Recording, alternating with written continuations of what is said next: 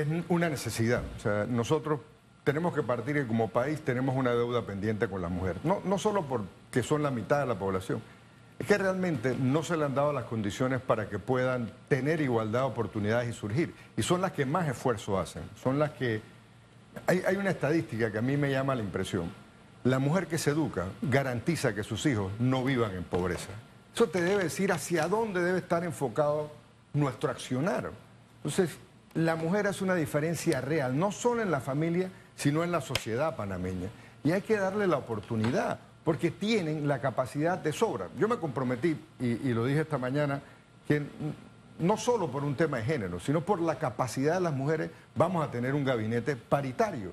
Las mujeres tienen conocimiento, actúan, pero al final de cuentas hay pocas mujeres que llegan a la cima de su carrera. Y tiene una candidata a la vicepresidencia mujer. La única nómina presidencial que cumple con la igualdad de género es la nuestra.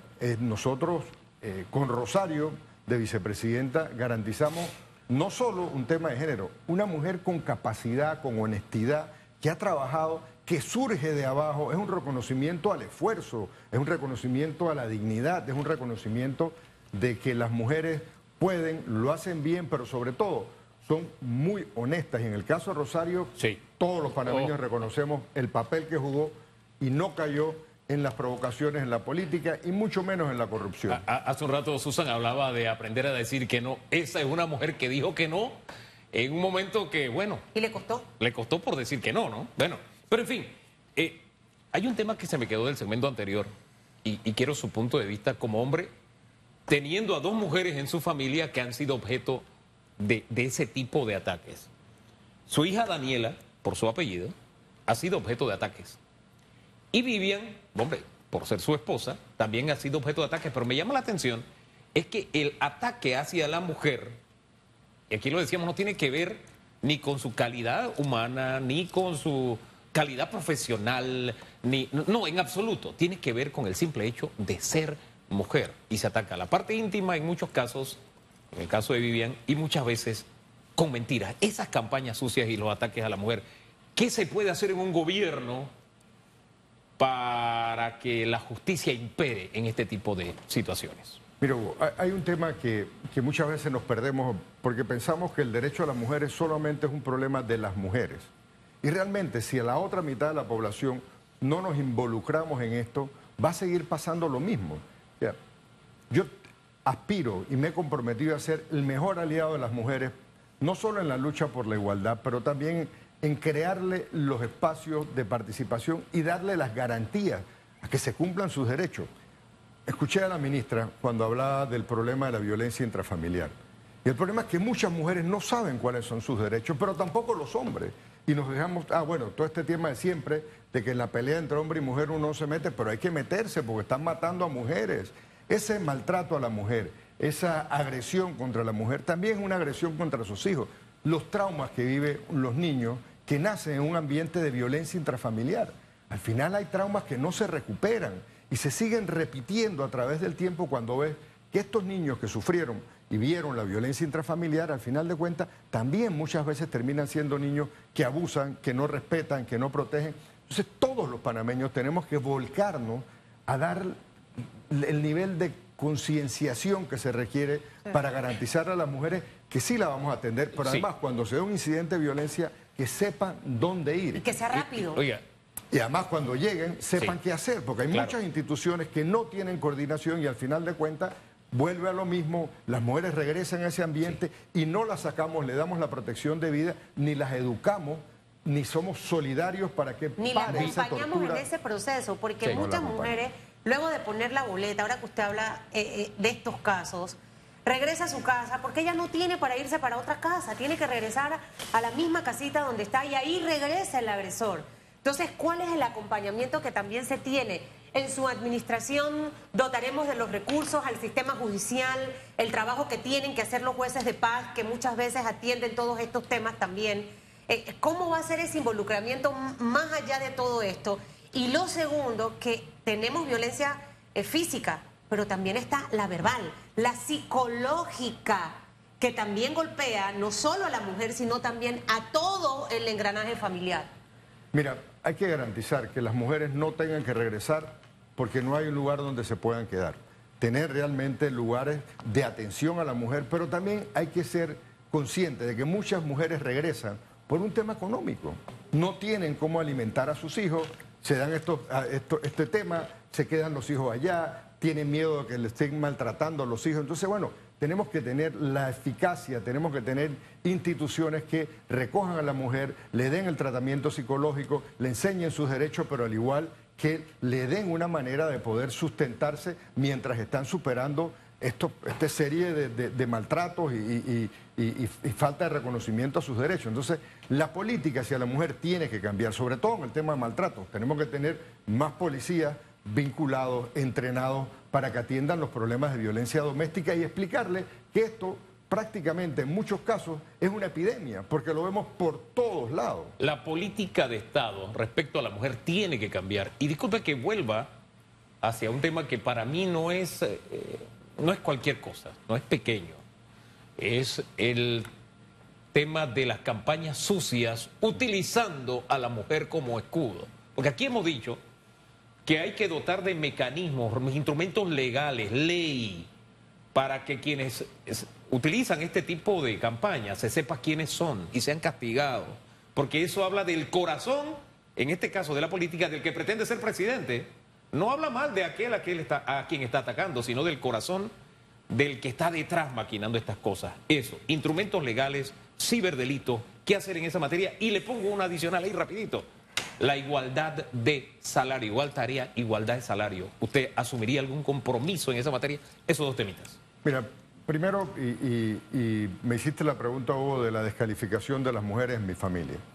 Y realmente he dicho, es difícil como padre tener que enfrentar los temas de los ataques a mi hija, porque nadie habla de su capacidad.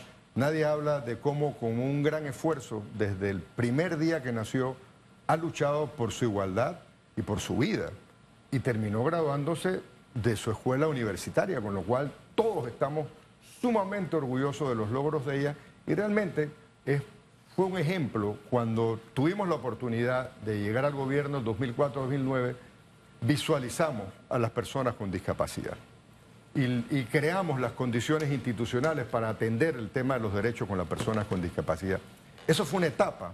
Hoy se requiere pasar a una etapa donde las políticas hacia las personas con discapacidad no son dádivas, son realmente derechos, es garantizarle derecho a la educación, derecho al trabajo, derecho a la salud, y que se entienda que el tema de la discapacidad no es un tema que tiene que ver con lástima. Son panameños con capacidades, capacidades distintas, pero tampoco son usar eso personas para atacar. Claro. A mí me gustaría saber, porque esta parte quizás es la que menos la población conoce, ¿no?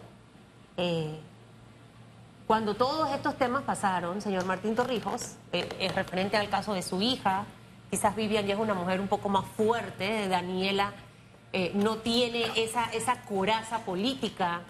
Usted dice, como padre me afecta, pero ¿cuánto le afectó? ¿Lloró? Mira, ¿Tomó rabia? Claro, por supuesto que uno tiene...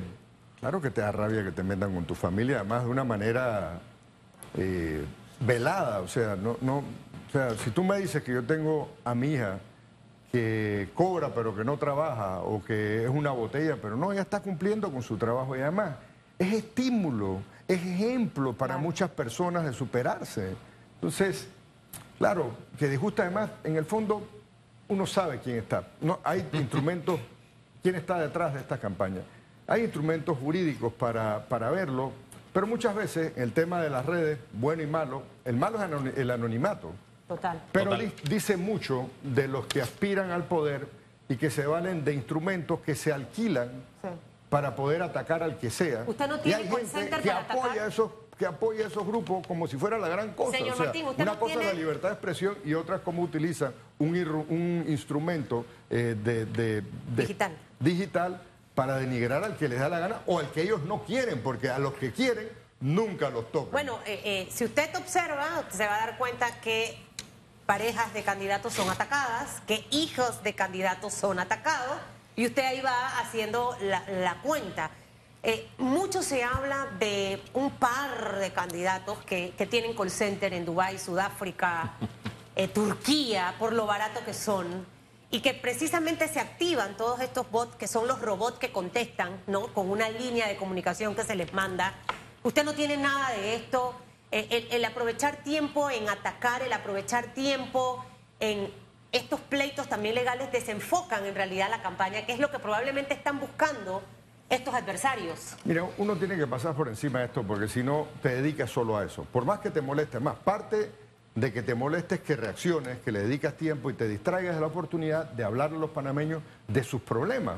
Porque no es solo un tema de la calidad humana de todos los que estemos participando. Yo no soy el que los va a jugar a nadie. Eso es otra materia. Pero realmente no es solamente pensar de que podemos salir de un mal gobierno. Sí, ese es uno de los componentes y hay quienes apuestan solo al disgusto de los panameños y a la frustración de no poder tener una vida decente donde puedas mantener a tu familia y prosperar en la vida. No, yo creo que esta es la oportunidad de los panameños de pensar, con todos los problemas que tienen, que estás frustrado, que no puedes llevar a tus hijos a las escuelas, que lo tuviste que sacar de las escuelas, de madres que no tienen oportunidad, de gente que llega del trabajo y cuando se baja del bus y tiene que caminar, lo asaltan en el camino, de personas que tienen que encerrarse apenas oscurece porque tienen miedo que les roben en su propio barrio. Esa frustración, esas necesidades de tener un servicio de salud que te atiendan a tiempo, que no tengas que estar peloteándote de un lado a otro para que te den una cita o después de tanto tiempo que haces fila, no hay medicamento. Esta es la oportunidad de pensar quiénes son los panameños que tienen la capacidad de entender el problema, pero además de resolverlo. Y eso es lo que yo estoy ofertando a los panameños. La experiencia, la capacidad. Yo no tengo un proyecto de vanidad. Yo no me creo el Mesías. Yo sé que en la vida uno comete errores, pero se levanta y va hacia adelante. Y aprendí de mis errores. Por eso es que he dicho que yo me considero una versión mejorada del Martín Torrijos, que fue presidente, porque aprendí de mis errores. Y hoy ofrezco eso, la madurez, la capacidad. No voy a llegar a perder el tiempo, no voy a distraer a la sociedad panameña en peleas o en seguir dividiéndonos para que nada avance. ¿O en persecución? La justicia tiene que funcionar, pero no es función del presidente. Pero lo que sí tenemos que garantizar es que la justicia funcione, que los procesos sean iguales, que el que tenga plata no llegue 10 años después a un proceso especial y que la justicia funcione para todos, los de cuello blanco y los que cometen cualquier delito. Las campañas en este momento, wow, cuando yo prendo, toma ahí un poquito de agua. ¿No tiene agua? No tiene agua. Vamos a conseguirla, no se preocupe. Le paso de la mía. Ahora consigo. Hay unas campañas que, wow. Dios, yo dije, padre. ¿Sabe, no?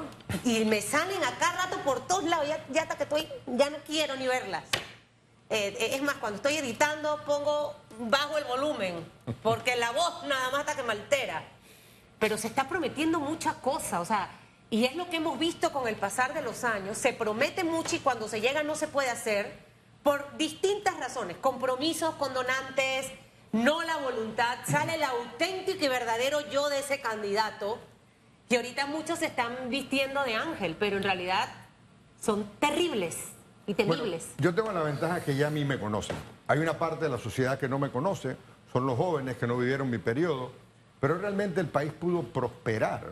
O sea, nadie tiene duda de que yo soy un tipo accesible, que no soy arrogante, que no vengo disfrazado protegiendo los grandes intereses que han secuestrado el destino del país, los que defienden a las compañías que están quitándole los recursos que deben ser de todos los panameños. O sea, yo no soy un conflicto de interés andante.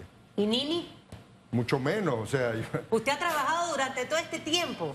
Mira, con creces, o sea, el que llega presidente y después no tiene que trabajar, bueno, hay unos que no han trabajado. Yo sí me he dedicado a trabajar desde el primer día que salí y tuve una consultoría que me llevó afuera, o sea, eso me pudo mantener actualizado. Yo salí de aquí y me fui a trabajar a Haití, que ahí es donde llega el cuento de... El que es millonario en Dominicana. En Dominicana, porque el trabajo se hacía a través de República Dominicana, estaban las oficinas de Naciones Unidas. ¿Usted era asesor, para decirlo en buen panameño, en una consultoría de asesoramiento? No, yo fui designado parte del grupo, se llamaba, de asesores presidenciales, donde estaba el presidente Clinton, donde habían presidentes de distintas empresas. ¿Y ahí le pagaban?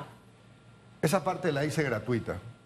porque realmente era como un deber moral de ayudar a Haití. En ese momento 240.000 haitianos murieron. Bueno, sigue Haití con la serie de problemas, pero me dediqué a trabajar ahí. Tenía otros clientes internacionales que me llevaron a trabajar a otros países, pero siempre desde Panamá. Yo nunca me fui del país, estuve aquí. Por supuesto que con mi trabajo he podido educar a mis hijos, con mi trabajo he podido resolver la vida de mi familia.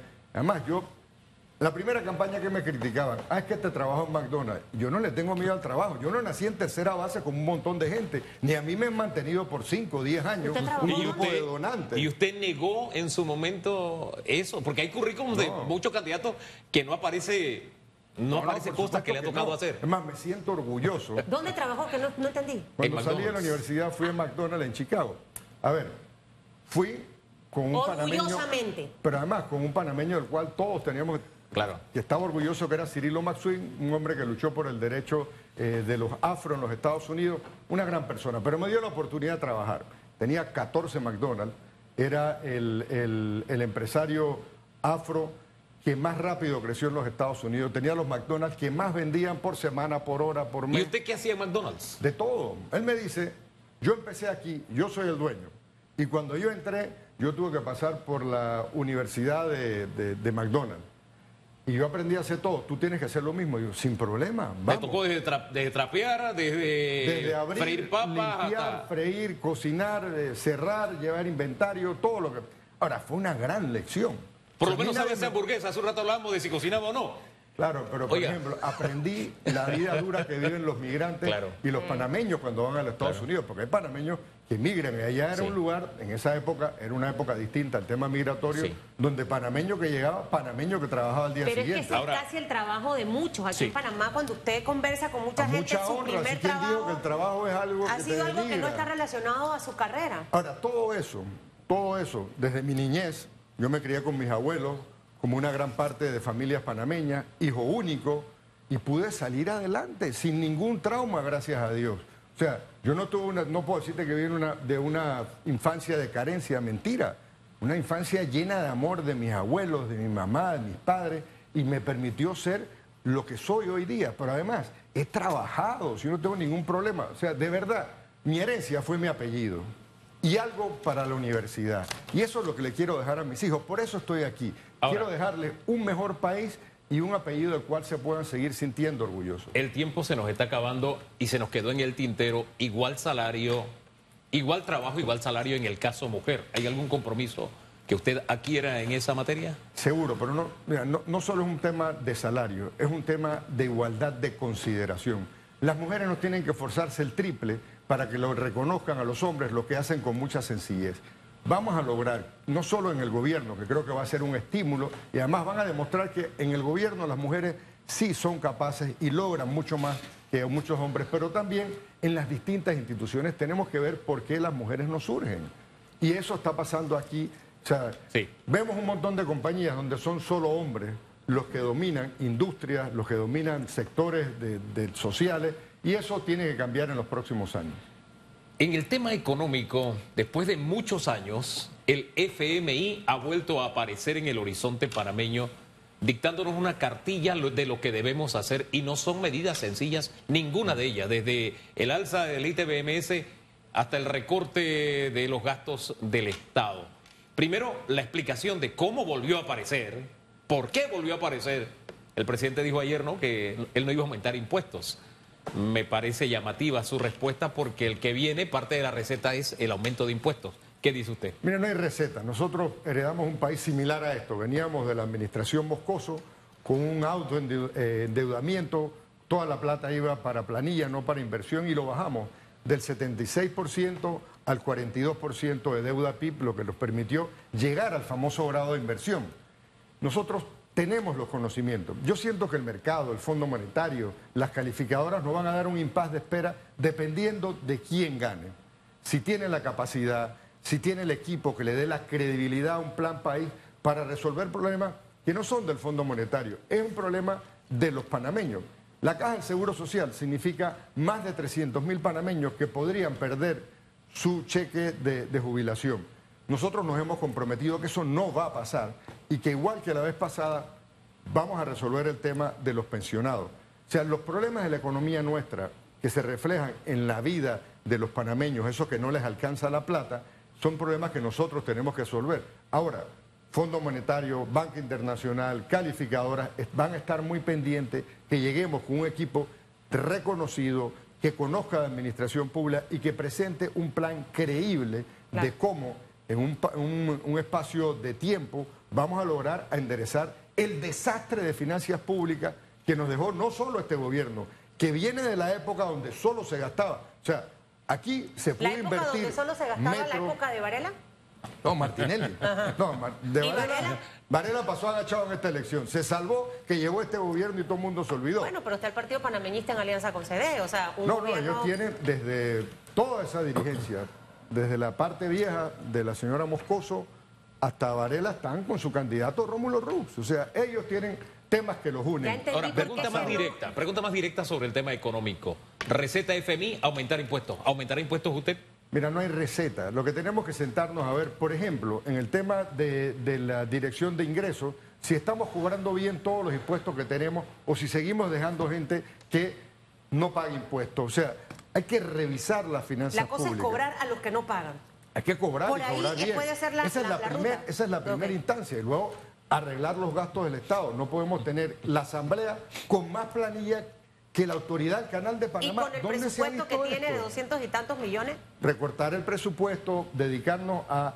Si usted llega a ser presidente, ¿le recortaría el presupuesto aunque no tenga mayoría en la Asamblea?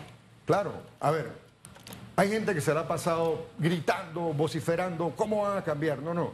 Aquí lo que hay que saber es quirúrgicamente dónde hay que tocar la Asamblea. Yo sé, tengo la experiencia. Y les he dicho en broma a alguna gente, hay unos que ladran... Ya usted es cirujano legislativo. Sí, y hay unos que ladran y otros que muerden. Yo sé dónde morder en la Asamblea. Me gusta esa frase. Yo decía, ¿por qué es que a veces siento que la señora Mireya no gusta de Martín? Ya acabo de entender por qué. ¿Usted está listo ya para el debate de esta semana? Mire, no sé, los boxeadores se ponen, por la otra vez yo le decía a Bori, ¿por qué brillan tanto? Y que no es que se ponen un aceite especial para que al momento que vaya el golpe, ¿no? Eso se surre, ¿no?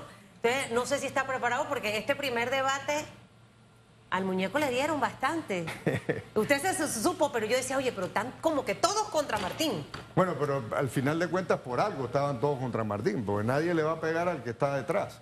Siempre uno pega hacia adelante, o por lo menos esa es la teoría en la parte política.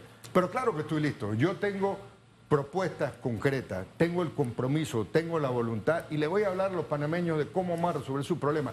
No todo se va a resolver a la misma vez, pero vamos a iniciar la transformación real y segura de un Panamá que no deja nadie atrás. Le va a hacer preguntas, perdón, ¿sí? A Gaby Carrizo, que decían mucho, nunca se preguntaron entre ambos. Yo dije, bueno, es que yo creo que no hubo chance porque cuando veían la ronda iban para usted y entonces ya después, cuando le tocaba a usted, ya Gaby había contestado. A diferencia de otros candidatos, yo sí he cuestionado a este gobierno y además lo he hecho de forma contundente, de frente, contra él, contra el presidente, contra los que dirigen la Asamblea, contra Vinicio Robinson, contra los que han hecho de la política un negocio. Ya estamos pasados de tiempo, pero hay un temita que quisiera poner sobre el tapete. El presidente dijo esta semana que se podía ganar hasta con el 25% de los votos. Claro, el PRD tiene ese cálculo, pensando en su membresía.